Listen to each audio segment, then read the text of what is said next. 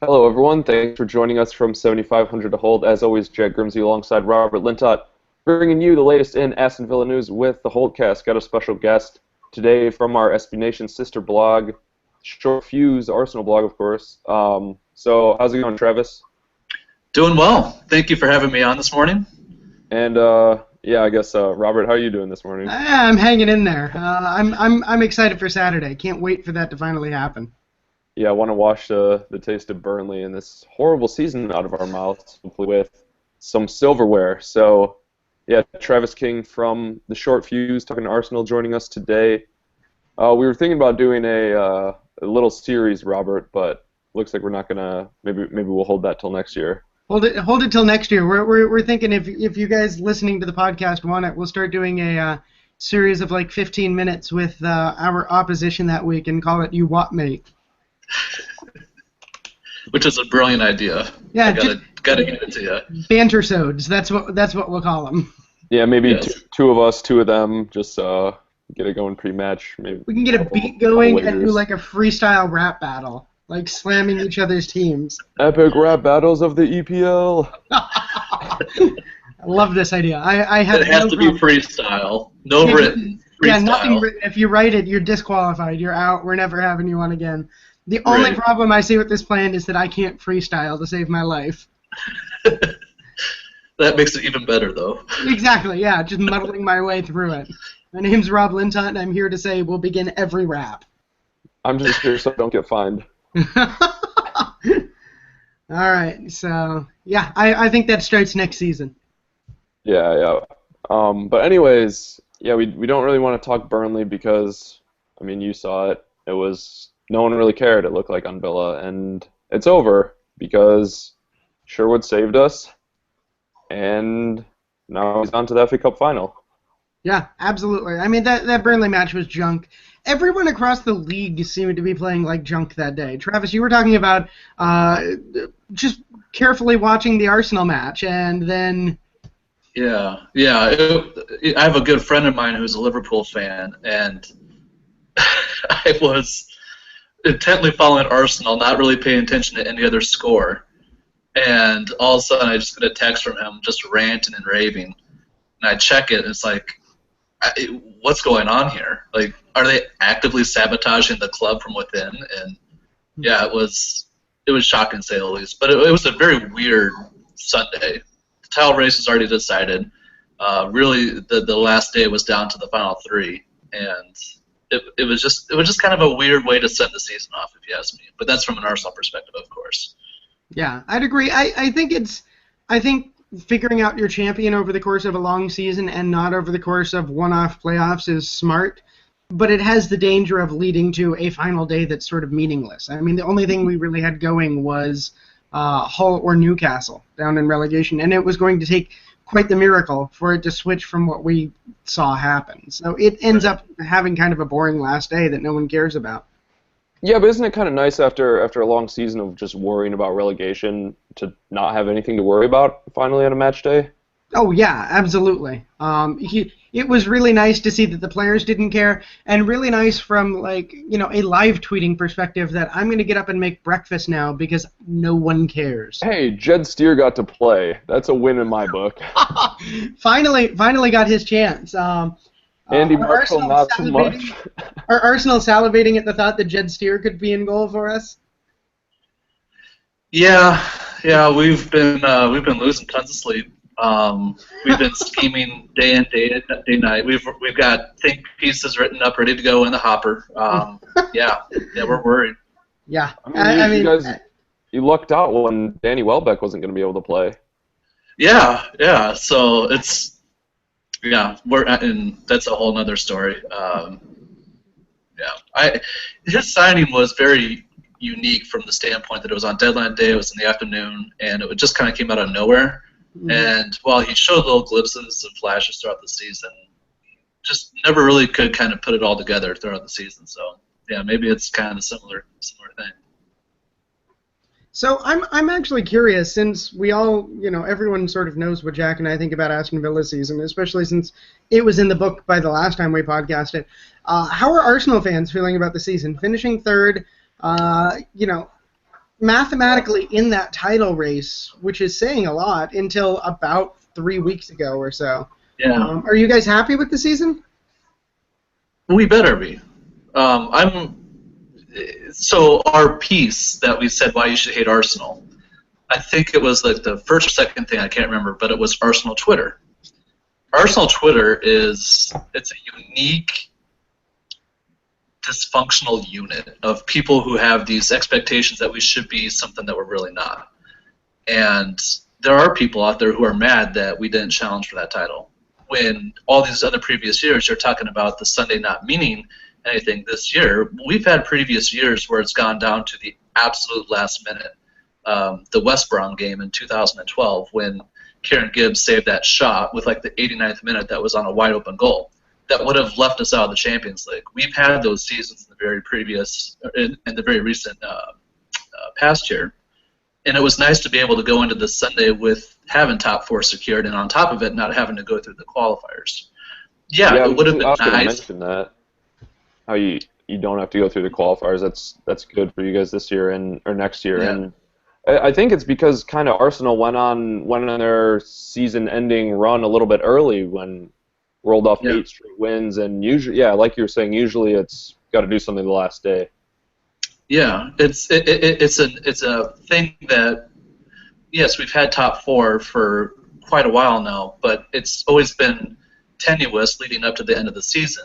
And this year, I'll take the third place finish. Chelsea, I predicted them at the beginning of the season they would win, and City should have finished above us no matter how up and down their season was. So to finish third place, to finish above Manchester United for a second straight year, I'll take that. And knowing that the type of injuries that we suffered at the very beginning of the year, that we had to play quite a bit of the kids early, and then the form that we displayed when everyone was healthy, yeah, I'll definitely take this heading into next season. Absolutely. So I'm not disappointed, and I hope others certainly aren't. Yeah, I can, as Villa fans, we can only dream of a third place finish right now. So it's always funny to us watching, Arsenal Twitter, as you say, we should be better, and we're going, good God, third place would be heaven. You really, as an Arsenal fan, and if you're on Twitter, you really have to pare down your Twitter to like a very, very select few people that are of clear thinking and rational minds, because it can really get pretty silly very fast. I wonder if that's a problem with every team, though. Jack, don't we seem to have that problem with Aston Villa Twitter from time to time? Yeah, at times, but at times it's deserved. Like when you give up a hat trick to Sadio Mane in less than 3 minutes. Yeah, and because Sherwood, he saved us, but he's done some dumb stuff too. But I mean, there's to my mind the even more irrational parts of Twitter who get pissed off that we're not vying for Champions League at this point. Oh yeah. I guess yeah. I mean, you look at this club the way it's constructed right now, and Champions League potential, if everything broke right, is at least 3 seasons away. And that's if everything goes perfectly. Yeah, we're finally starting to move away from the bottom of the table. I think, finished 17th this year, but looking at it next year, if Sherwood's even close to a relegation zone at Christmas, he's canned. Yeah, absolutely. I think he's got a short... the expectation is changing, but it's still, like you said, years away from even pushing for the Champions League. Yeah. As sort of Europa League, though. Europa League, though, could be on the cards next year, and could be dangerous because, like, look at Hull. They got there, and then they got relegated. Yeah, depending on what happens there. As sort of a counterpoint to Arsenal Twitter and Villa Twitter, Travis, one of our great pastimes is trolling West Brom Twitter. Like, there is nothing more enjoyable than making the Baggies angry. Who do you guys have for that on Twitter? Is it Tottenham? Yeah, it's Tottenham first, Tottenham second, Tottenham third, and Spurs fourth. Okay. With a little bit of Chelsea thrown in, of course, because it's like picking on the small kid in the class. But yeah, without getting into too much of that Arsenal Spurs hate, because it is real. They just kind of set themselves up for it. I don't know exactly how to describe it other than the moment they achieved most smallest bit of success, it's this further long-term implication of how it's going to be for the next 5 or 6 years when it's never that, and it never happens. And to watch it fail over and over and over again, it makes for great entertainment. Like when they finished 4th and Chelsea won the Champions League? The best. You were cheering for Chelsea then, obviously. Oh yeah. It was. And that was an interesting debate then, because there were a lot of Arsenal fans who were actually cheering for Munich that day because they didn't want Chelsea to be the first club in London to win the Champions League. To which I was like, I don't really care about that. If that's something that you want to hang your hat on and say, well, we're the first one to do it, great. That doesn't really do anything for me. But keeping Spurs out, that would have been perfect, and it was. Wasn't that the match that Brad Friedel was doing commentary for? Yeah, it was one of his first ones with Fox, and he was sitting in the studio and just got trolled. He got to watch his team lose their Champions League spot. That's fantastic. It just evaporated right in front of his eyes. What a joy. Poor Brad. Hey, but little Brad maybe will get to play the FA Cup final. Yeah, absolutely. So we've been talking so much about how Brad Guzan, mentioned his story as in the Players Tribune, and I linked it again in my technical preview that's coming out today or this evening, probably right around the time of the pod. But anyways, Brad Guzan, Cup goalkeeper, saves a ton of penalties against Blackburn, gets Villa to Wembley, and Martin O'Neill puts in Brad Friedel.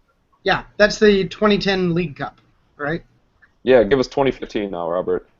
Yeah, so 2015, Shea Given, the number 2 keeper in Brad Guzan's position, puts in a hell of a run, a good enough run in the Cup that he gets the starting position, and thanks to injury, Brad Guzan, the number 1 keeper, may get to play at Wembley in the final, which is just perfect justice. If he can outperform Jed Steer in training. The good news, I think, for Guzan is that Steer is Cup-tied, from what I've heard. So the bad news from Villa's point is I literally don't know if Given is injured who our backup keeper is. Hey, can Hellenius play? Can he put on the gloves? Hold on one second. He's a super tall guy, and he may be able to do that. Jack had to step away for a second. But yeah, so Arsenal fans may be happy to know, Travis, that Shea Given looks like he might be injured. And Brad Guzan is going to be our first choice. We don't have a backup at that spot. He's in the office over there. Yeah, well, I mean, we've kind of been there a few times in the past, so obviously not the ideal situation to be faced with the FA Cup final, but I think it'll all be fine. Yeah, absolutely. I kind of worry, though, because we actually did have a backup keeper who none of us have ever seen play, Benjamin Siegrist. He's sort of our youth team keeper, and if Given were injured and Guzan were playing, he would have almost certainly made the bench. He broke his leg 2 weeks ago. Yeah, and he's like, if you ever have a career mode or football manager with Villa, Siegrist will be a good keeper for you in the future, but he's really young, been on some loan spells, and now he broke his leg and his contract's expiring. So yeah, Villa, if you guys want to go all 1957 Villa and take out Brad Guzan, you could be doing yourself a huge favor, because I'm not sure who would play in goal then. Maybe Benteke, just because he's a dude. We've had our fair share of keeper incidents lately. We had Ospina absolutely level Oscar in the Chelsea match a few weeks ago. So maybe we have the reverse karma. Maybe you guys are going to take out Ospina this week, or Chesney if he starts. Love it. I hope Villa stick to their FA Cup heritage and do. You got to embrace it. Yeah, I think maybe we'll see Bradley Watkins from the youth squad. Is that our backup youth keeper? The name seems familiar. I don't know. He doesn't have a Wikipedia page. You have just demonstrated a deeper knowledge of Villa's keepers than I have ever had. I would go look on Aston Villa's website, but I'd get an autoplay video and it would explode the podcast. I do wonder, I mean, could we sign Andy Marshall on an emergency contract as our backup keeper? Possibly. Andy Marshall, after years of never playing for the team and, just being a bench guy and then a coach, makes his debut at Wembley. How amazing would that be?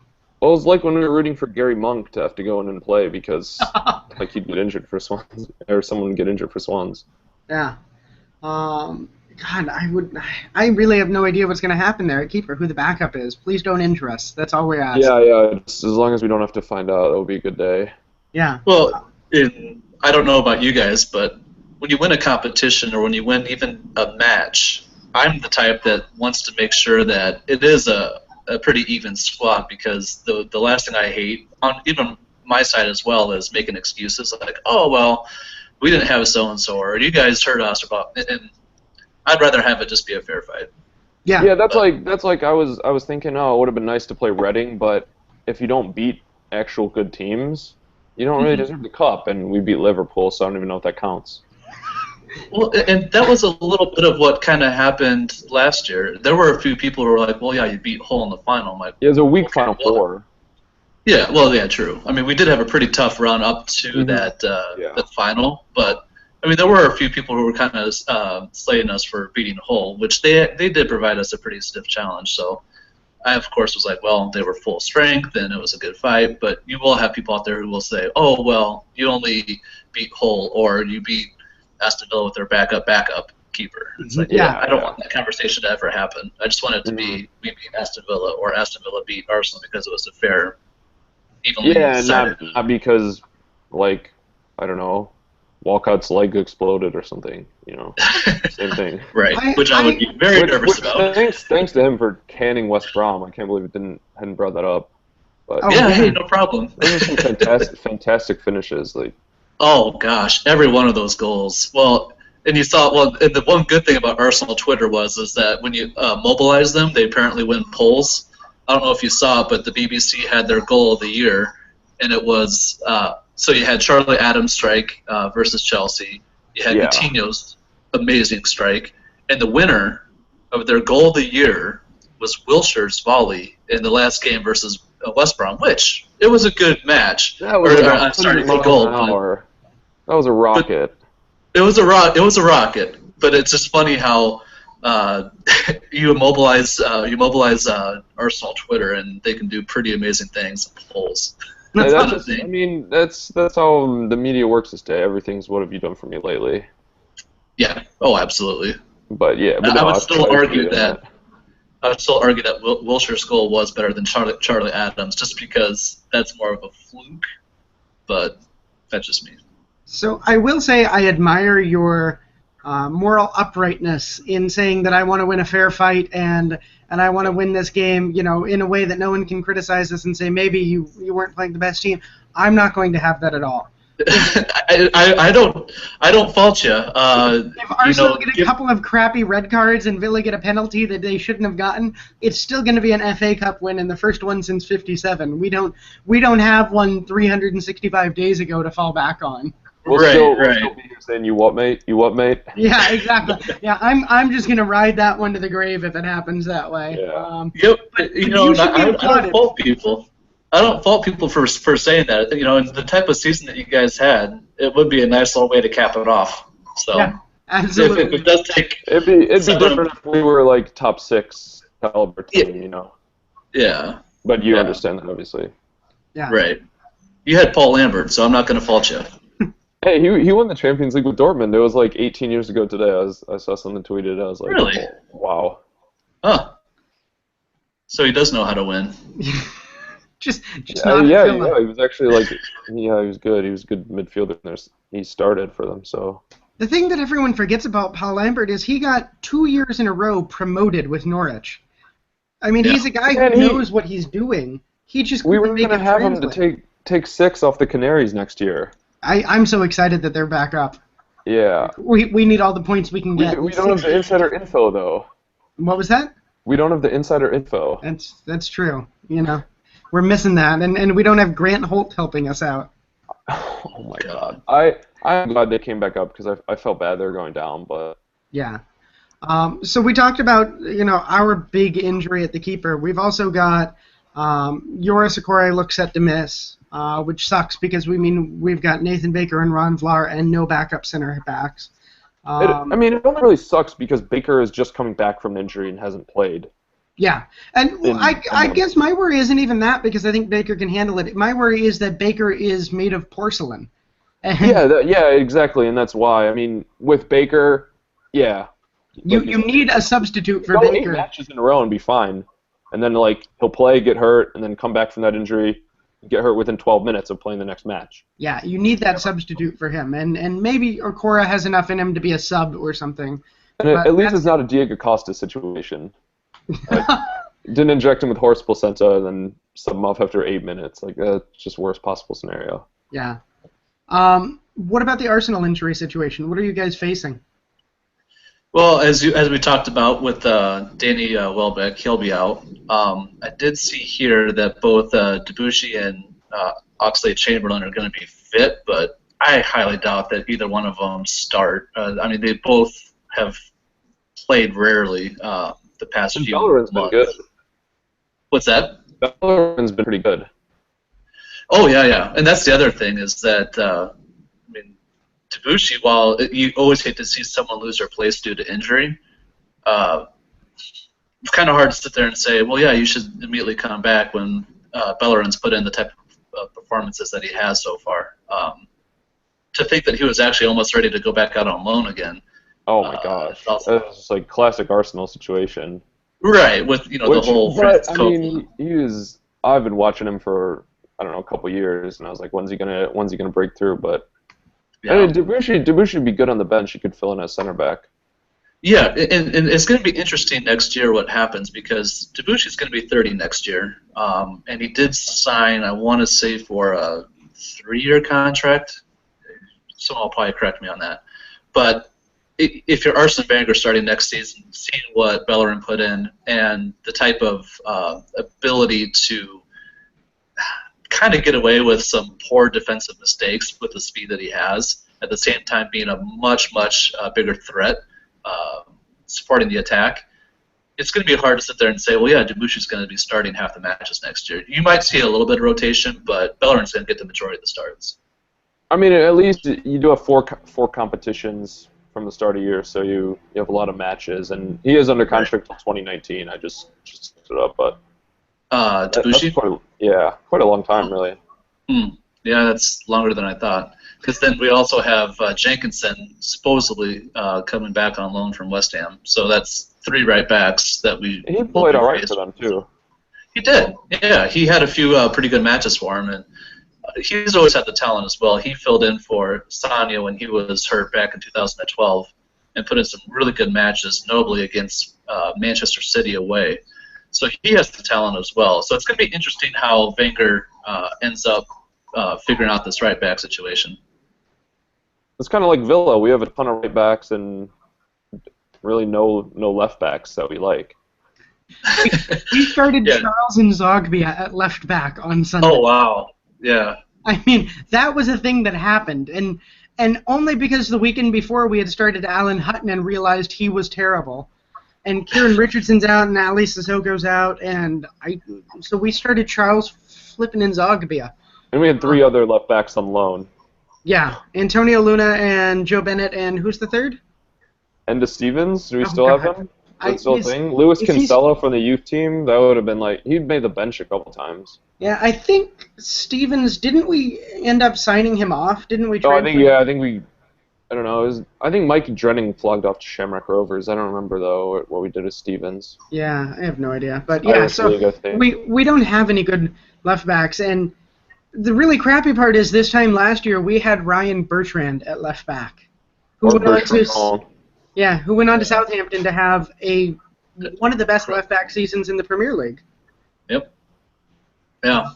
And we just couldn't convince him to stay at Villa, and I don't blame him for it either. Yeah, considering that again, that was still the Paul Lambert days. I probably would have left too. Yeah, absolutely, and even I mean, now, if he got the same wage as he was getting at Southampton, I think he could have stayed, or around there, maybe 5,000 more, but. And even now, though, I mean, if you wanted to play for Southampton rather than Villa, who could really blame you all that much? Southampton are a team that are ridiculously well run right now. Phenomenally. They're a team that I'm not sure if they can crack the top 5. The top 6. I mean, maybe one year they hit up there somewhere. I don't think they can routinely do it, but they're a team who could set themselves up for routine top 8 finishes. Yeah, they had us scared for well over 2/3 of the season. We kind of joked about it early in the season, like, yeah, that's not sustainable. They're in second place right now. And then as the season kept going on, it's like, okay, when are these guys going to go away? And on New Year's Day, they absolutely punked us at St. Mary's, just ran right over us. And it was at that moment where we were kind of like, yeah, we need to be worried about these guys. They're good. It's not the Southampton of, they're still selling excuse me, they're still selling all their players, but they're able to reload with even better ones at a cheaper price. It was just like, who are these guys? What are they doing? Yeah, I mean, if you huge clubs keep just feeding them cash. Yeah, Liverpool. My favorite story of this season was that, regardless of what the table says, I think we could all agree that Southampton had a better season than Liverpool the year after they sold their team to Liverpool. Yes. Oh, yeah. So they ostensibly downgraded and did way better than Liverpool did. And again, it's one of those things that you balance it based on expectations, because what the table says is that Liverpool ended up with a better season, but I don't think you would find anyone arguing that. The way I see it is they upgraded their squad and put $65 million in the bank. Yeah, that's exactly the sort of thing they should be doing. I mean, that's what Villa might need to be looking to do with Benteke. If you can upgrade your squad and break even, you're doing it right, because you're going to make a lot off the TV money now. Yeah. But sometimes they did show you can't just try to fill it with the youth squad. If you have money, you got to spend it. Same as Swansea. I put them in the same boat. Mm-hmm. Yeah, another really well-run club. And it's a common theme for us at with Arsenal fans, and especially with the short fuse. What we keep trying to tell everyone is that, going back to that EPL TV money and kind of relating it to you guys, the sky's the limit, to be honest, for all EPL teams.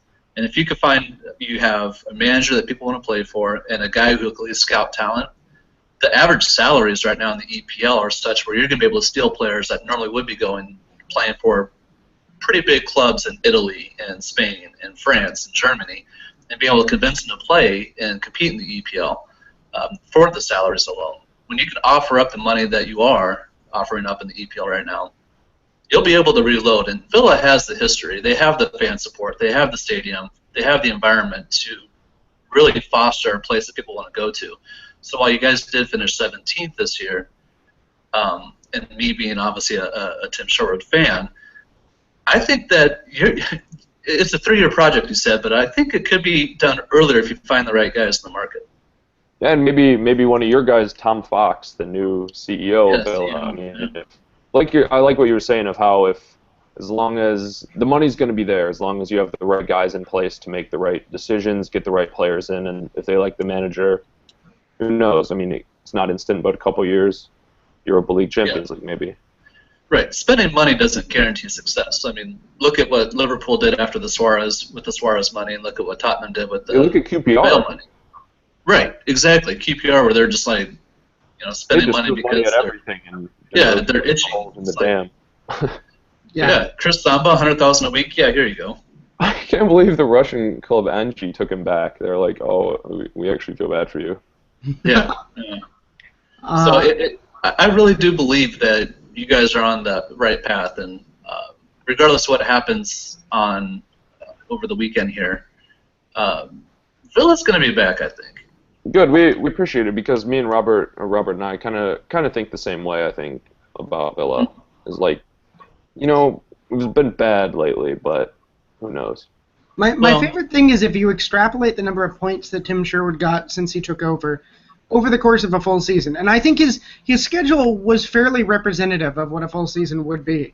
If you extrapolate that to a full season, Villa would have finished either 9th or 10th. I can't remember what the final number was. And that's not great. That's not, you hold a huge celebration, hire a bus type thing.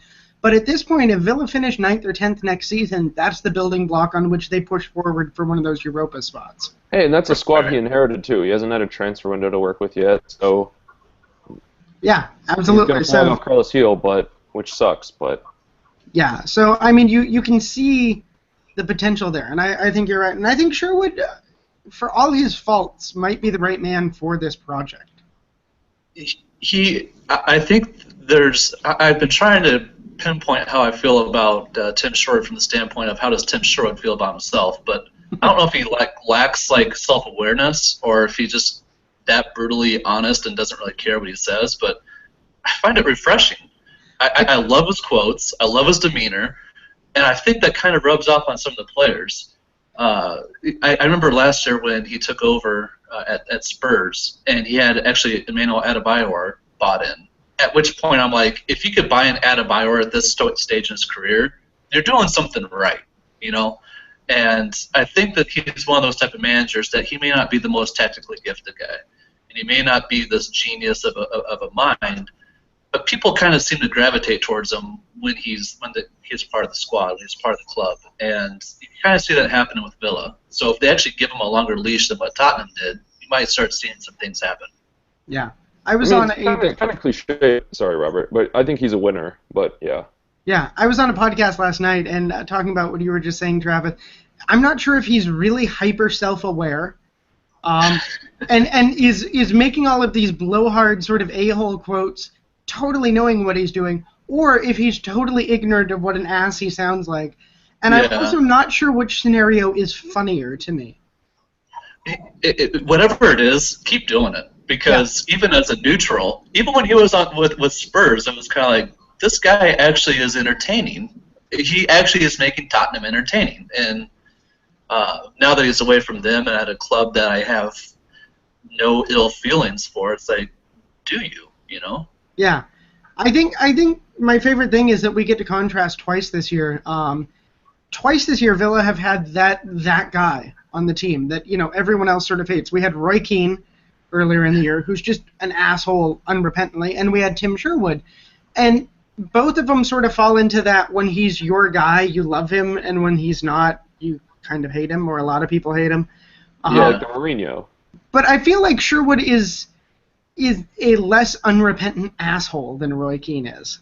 They're not even in the same realm. Whereas Sherwood might be kind of grating on people or irritating, Roy Keane's, that's who Roy Keane is. I think that's the way he is in real life when you get him away from the sport, when he's dealing with other people in normal situations, like going to get a coffee. I think that's the way he is at all times. And there's just something light and fun about Sherwood that, yeah, he may say some pretty ridiculous, insane stuff, but I don't think he has any sort of ill intent behind it, where you could pretty much say that Roy Keane had much more behind the statements than anything else. So. Yeah. Maybe Sherwood's a little more innocent, I guess, maybe. Yeah. That's a good word for it. Sherwood's like that annoying puppy dog that just keeps bouncing around your feet. Yeah. And then, of course, there's that absolute wonderful picture of Sherwood, Tony Adams, and Martin Keown back in the mid-'90s that looks like that boy band picture, which I will never stop looking at. It's the best thing ever. It's awesome. And that is also another way that I could describe Tim Sherwood as just like, yeah, this is me, I don't care. I think my favorite Sherwood picture is the saluting Adebayor picture. Yes. Just because he's got this dopey grin on his face that says, I know how stupid this is, but the player's buying into it, so what the hell? Right. He almost just does it because everyone says he can't do it. It's like, you couldn't play Adebayor, that's not going to work. He's like, I'll show them. Like, right. You know? He's like, you what, mate? And the interesting thing, bringing it back a little bit to the Cup, is we know Tim Sherwood's flaws. We saw them against Southampton. We saw them against Burnley. He sets a lineup, he sets a tactic, and he's unable to change it. QPR was the worst of it. He's like the anti-Sunderland. He could never save it for a draw. He could never be like, all right, bunker, lads. Yeah. So I guess the real question for the FA Cup is, does he choose the right setup to face Arsenal? So what do you think the right setup against Arsenal would be? To me? Yeah. Sorry. No, it's all right. No, Marco's on the website. They can already read that. So I know we were talking about it earlier before we started, but I don't know if Tim Sherwood's going to necessarily have the patience at this point of the competition, the final, to play Arsenal the way that he should, which is, if he's been paying attention, which I'm sure he has, to Arsenal's match versus Chelsea and the Swansea match, is to allow Arsenal to make the mistakes deep in the half and to absolutely counter him and hit him on some possibly sloppy goals. Because the moment that I think any team tries to play Arsenal the way that Arsenal wants them to play, which is free-flowing, attacking up and down the pitch, is probably the time that Arsenal scores 3 quick on you, as we saw versus even West Brom even a little bit. It was kind of weird to see West Brom playing a little bit more loose than they normally do under Tony Pulis. And so I think that we have the playmakers and Ozil who can find the space. And it's going to be interesting if Wilshere plays as well, because he's another guy that can exploit some space as well with his dribbling ability. But if he has the patience to play further back and allow Wilshere to make the mistakes and cut off the space that Ozil has, and to neutralize Alexis, and to counter on that as well, it could turn out to be pretty well for Villa, I think. See, I agree with you. I think there's 2 ways it could go. Villa could try to keep that high line and try to pressure like Wilshere or Coquelin like deep, try to win the ball in a good area. Or Arsenal could be just nailing all their passes and put it together and just, I don't know, cut Villa to pieces. You know, if you go with the high line. Mm-hmm. It was the match that I'm thinking about in my head, because I think we can erase the 2 Arsenal-Villa matches this year on the account that Villa's a different team, a different club right now than they were in those 2. But the match that I keep going back to is the 1-0 victory that Arsenal had last year at White Hart Lane. Rosicky scored that goal in like the 2nd minute, but then Spurs went out and basically outplayed us for the next 88 minutes. We were lucky to hang on, but Sherwood had a heck of a plan, and it really wasn't even sitting back either. I think he probably had a little bit more weapons, a little bit probably better players at his disposal. No offense. He had energy. Yeah, so that's obviously the difference maker. But I think that, and that's kind of, I mean, I remember at one point where he threw his jacket in disgust, and it wasn't necessarily, it was kind of it really wasn't a moment where it was going to define the match, but you could just see that he felt that he could get Arsenal, and he damn near did that day. So it's going to be, I don't know, it's going to be very interesting to see how he sets up, because I think that on one hand, if he actually keeps a high line and tries to attack Arsenal the way that we want him to, we're going to tear him apart, but, you know, he almost did get us last year with Tottenham. So. And what do you think the issue with that high line is specifically, Jack? I know you were saying that, you know, there's a real chance that high line gets torn apart, but what's the issue with it? A little bit is losing Okoro's pace. He's a pretty quick guy. A second is just that this group hasn't played together a lot, and I think it comes down to communication, playing that offside trap. You don't know, because you're not used to who the goalkeeper is even. I think we've seen Given command the backline a little better, but Guzan a little better instinctive shot stopper, and I think his reactions are a bit quicker than Shea. Yeah, and certainly a better aerial keeper than Shea. Yeah. More command of the area, come out, catch the crosses, punch them away. And I think a lot of it might have to do about Theo Walcott's status. If Arsene Wenger actually plays him ahead of Giroud, which has been talked about leading up to this week, that'll be interesting from the standpoint of if he plays Giroud and Walcott on the same side.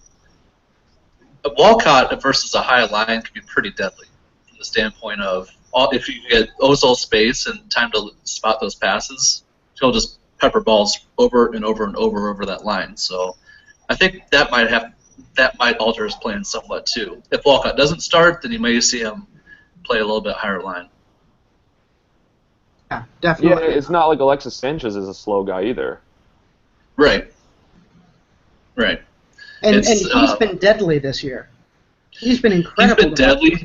He's been deadly. He really had a great first half. Yeah. His second half's you can kind of see the fatigue coming down a little bit on him.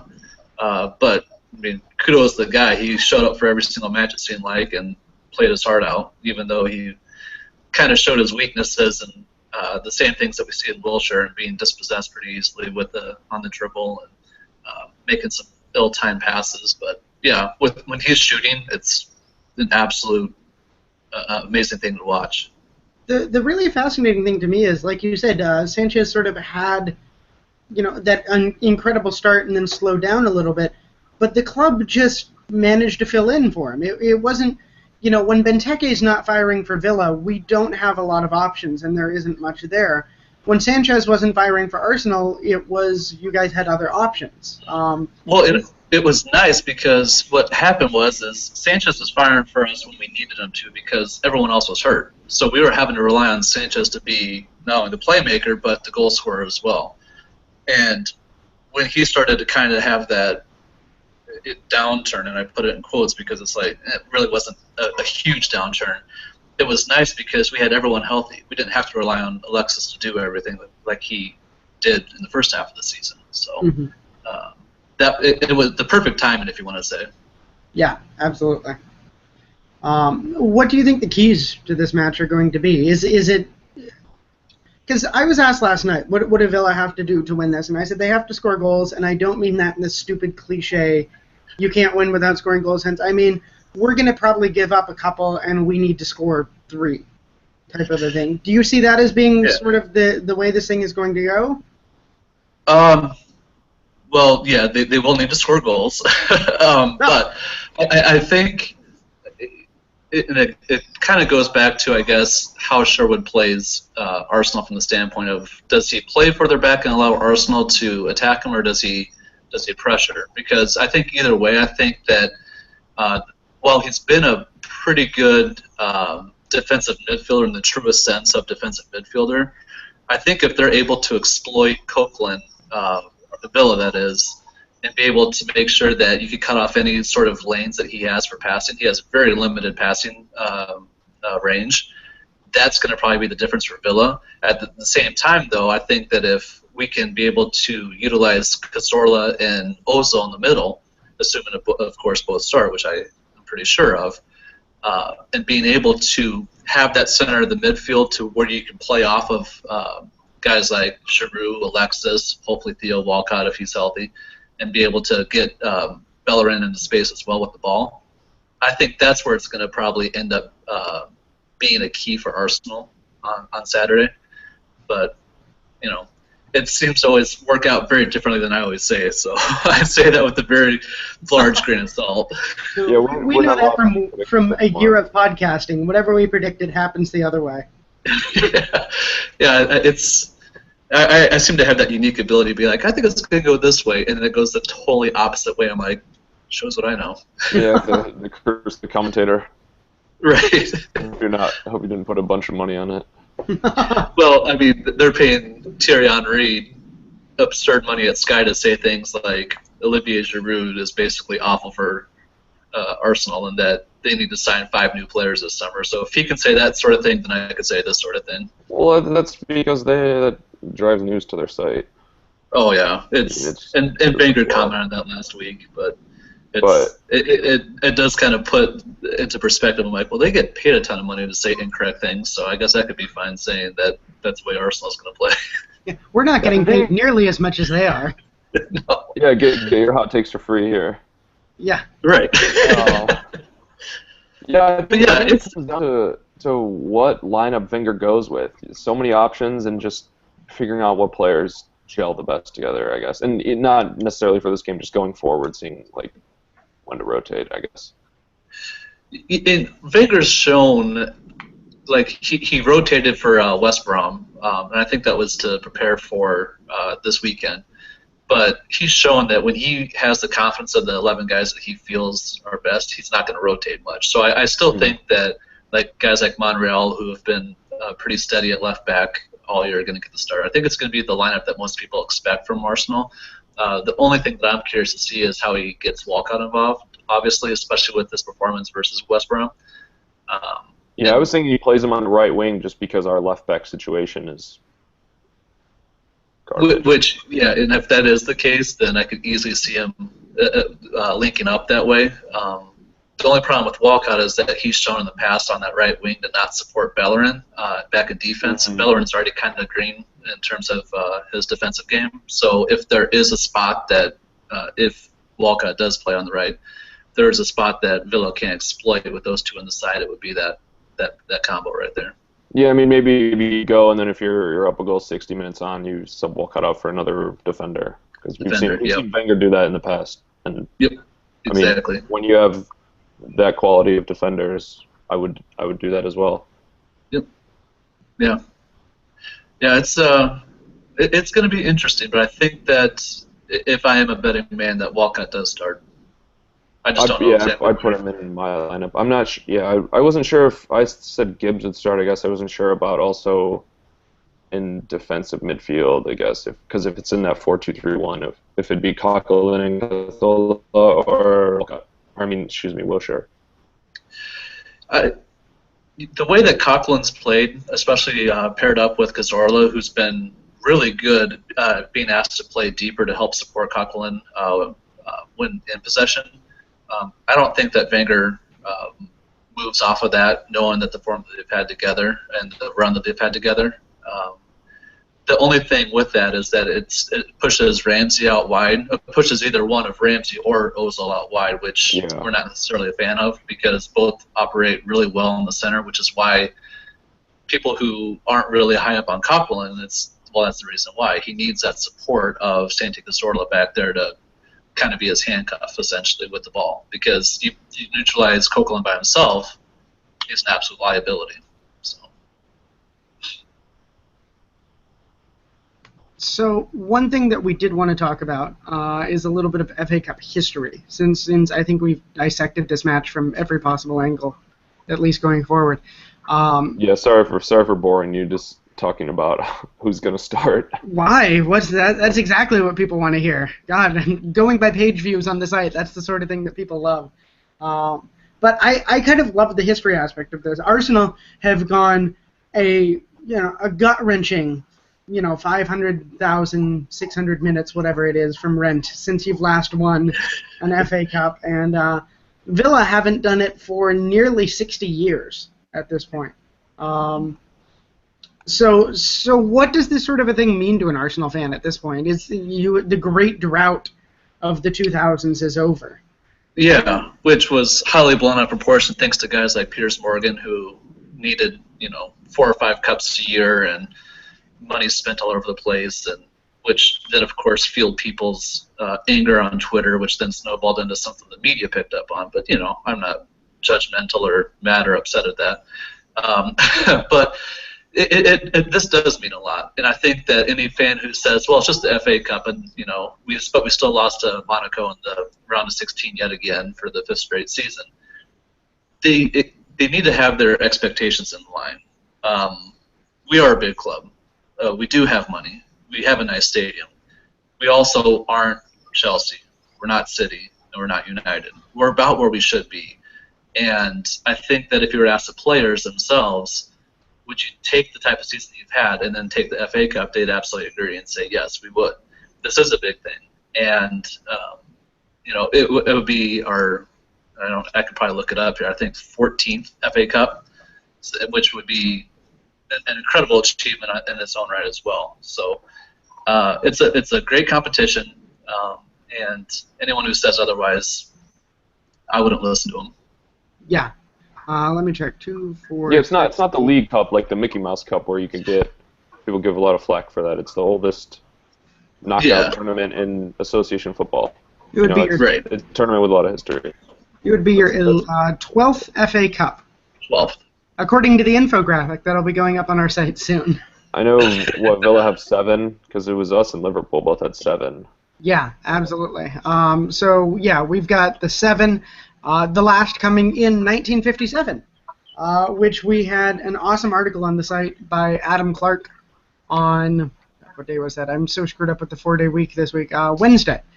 Adam, if you guys didn't see it, it's one of the coolest things I think we've ever run on the site. You should absolutely go check it out. Adam did his weekly tactical review, but instead of focusing on the Burnley match that no one cared about, he instead went back and watched the entire film of the 1957 FA Cup and did a tactical review of that. What were your thoughts, Jack? Yeah, I thought it was great. We were saying how both teams were in the 2-3-5, the WM, and then the gifts are the best part. The gifts are absolutely fantastic. You got McParland taking out the United keeper with a great rugby tackle. Yeah, it was almost like an NFL tackle. He just shoulder charged him to the face. Yeah, just came running in. And there were no subs then. Yeah, and no question in my mind that would have been a straight red card instantly. Yeah, probably like a 10-game ban. Yeah, just incredible. But then McFarland comes along and scores the 2 goals against a 10-man United. To United's credit in that match, though, they, with an outfield player in goal and down to 10 men, they kept the first half scoreless and kept it competitive. Villa only won 2-1 in that match. Yeah, and that was a good United side, and yeah, Adam mentioned that as well. It was the Busby team before the air disaster. Yeah, right before Munich, yeah. So the height of their powers from that side, and so for Villa to win that was pretty incredible. But as much as Villa always need a little bit of magic to win something since the Victorian era, I think. And in '83 beating Bayern, I mean I've watched that match as well, and every chance was going to Munich. Yeah, absolutely. But it gives me a chance to talk about, now that you mentioned the Victorian era, as much as I love Adam's story, my very favorite piece of history from this whole thing is the 1905 Aston Villa Cup winners featuring whose great-great-grandfather, Jack? Jack Grealish, incredible. Billy Garrity, yeah, he was Villa man, and what were you saying? You commented, I think, if Villa can win the FA, or if a member of the Grealish family can win the FA Cup every 110 years. Yeah, absolutely. I'm looking forward to a wee little, as yet unborn Grealish winning this thing in 21-25. Would that be right? Yeah, 21-25. I'm good with math, I promise. But yeah, that to me is just absolutely amazing. Jack Grealish is going to be starting in Wembley in the FA Cup final 110 years after his great-great-grandfather won the FA Cup final for Aston Villa at Wembley. I think people don't know about Grealish because they're like, oh, well, when's he going to leave Villa? They don't know his family is Villa. Yeah, absolutely. What do Arsenal fans, because we're so insulated, we all love Grealish because he's been with the club since he was like 7. He grew up a Villa fan. He's this wonder kid. What does the rest of the world think of Jack Grealish? I'm probably probably the wrong guy to ask, but I heard about Grealish, but I never really, because again, if I recall, he didn't feature again in either of the Villa matches versus Arsenal this year, so we haven't had a chance to watch him really up close and personal. But the storyline is very similar to that from what I'm hearing of Carl Jenkinson, who's out on loan to West Ham. His family's been lifelong Arsenal supporters. He's been an Arsenal supporter all of his life. And ask any Arsenal fan, it killed everyone to see Jenkinson go out on loan. And still kind of feels a little weird because he loves the club so much. He's one of those guys that you'd almost have to force him out if you were to sell him. And so while I can't really answer anything about like how Arsenal fans feel about Grealish, I can tell you there's a guy that we have that's very much like that. He just so happens to be out on loan at West Ham right now. And it's when Jenkinson scored last year versus Norwich in the celebration, I had tears in my eyes because I mean his first goal for Arsenal, and you could see the absolute happiness and excitement in him, and it was something to behold. So yeah, the good news is I'm fairly certain if Grealish scores at Wembley in the FA Cup final, they're going to have to rebuild Wembley afterwards because the half that's housing the claret and the blue is just going to tear that place down. It's one of those things. He had a good goal scoring record in U21. He'd just been seemingly the one thing he's been afraid of this year is taking that shot. And so if he does that, if it's just in my head, that is the dream. If Benteke wins it for us, cool. If literally anyone wins it for us, cool. But if Grealish wins it for us, I can't even comprehend what that would be like to see him score his first senior goal at Wembley in the FA Cup final. Would be just about the coolest moment I can possibly imagine. Yeah, we've been hoping for it for a couple of weeks, and we're like, well, is he going to score? Is he going to score? Well, hopefully Wembley. Yeah, at this point, just save it for Wembley, lad. And as an Arsenal fan, if you guys were to win it, that would be a cool way to see it. and you won't It would be. broken. No, I mean, yeah, I'd be heartbroken, but it would be the scene itself that you describe is one that we have a very, very good understanding about because of what we've seen with Jenkinson. Yeah. Everyone loves him for being a gooner, and yeah, there was a moment last year. It was after the FA Cup win when he embraced his dad in the stands, and I mean, I'm just saying it right now. It's like those emotions are just like so like on edge because you could see how much it meant to both of them. Yeah, absolutely. Well, I know that Jack has got to get going here, so we want to wrap it up really quickly here. Yeah, I want to say thanks for joining us, Travis. Thank you for having me on. It's been a pleasure. You guys are awesome. Yeah, we really appreciate it. Thank you so much for joining us. We'll hope to have you back next year in a new series. Yeah, I'm looking forward to it. I think it's a great idea, and keep your freestyle rapping ready. Something similar. Yeah, but thanks so much for joining us today. Thank you very much. It was a pleasure. Good luck on Saturday. Just not as much luck, you know what I mean. Thanks. Yeah, we don't do predictions anymore, but yeah, because it's like, I think Arsenal's gonna lose. No. Yeah. All right. No, I would never say that. Yeah, and have a great day, and yeah, we'll talk to you next season too. Sounds great, guys. Take care. You too. And for us, before we wrap up, we just wanted to plug a quick thing that if you've been on the site at all this week, you've absolutely seen because we've been doing it every single day in every single story. We're doing a fundraiser for the Villa Rockets Power Chair Football Club. If you don't it's for know, a really great cause, so that's why you've been seeing it. Yeah, absolutely. If you don't know the Villa Rockets, Power Chair Football is motorized wheelchairs that allow people who couldn't otherwise play football because of muscular dystrophy, because of any sort of condition that doesn't allow them to play football. This gives them the chance to play football. It's an absolutely incredible organization, and they're doing incredible work. They let anyone of any age and any competitive level come and play with them. And they need money to make their thing work. They need to be able. Unfortunately, even though they have the Villa name, they're not financially supported by them. Yeah, absolutely. So we're looking to try to get them a new power chair this year.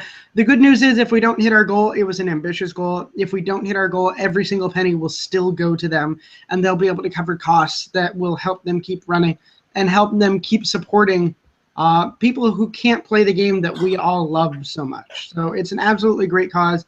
And if you can donate anything, please do. We'd really appreciate it. Yeah, and we do want to say thank you to Matt Kendrick at the Birmingham Mail for getting a piece out there to raise more awareness for us. Yeah, absolutely. And thanks too to Aston Villa Review, who gave it a shout out on their podcast this week too. Yeah, so anything else on fundraiser? I think that's it. Just please donate. We'd really appreciate it. Sorry, some people show up to work like 25 minutes early, so it's kind of awkward. But no worries. We'll get you going so you can go do some baseball. Yeah, and we will have, of course, a review of the final next week and all the off-season news that we skipped today. So remember, we're still on SoundCloud, iTunes, Facebook, or we're not on SoundCloud. I don't think. No, not on SoundCloud. Sorry. Stitcher. But yeah, Stitcher. That's what I was thinking of. So yeah, I guess thanks for joining us, and we'll have all the coverage for you on Saturday for the final.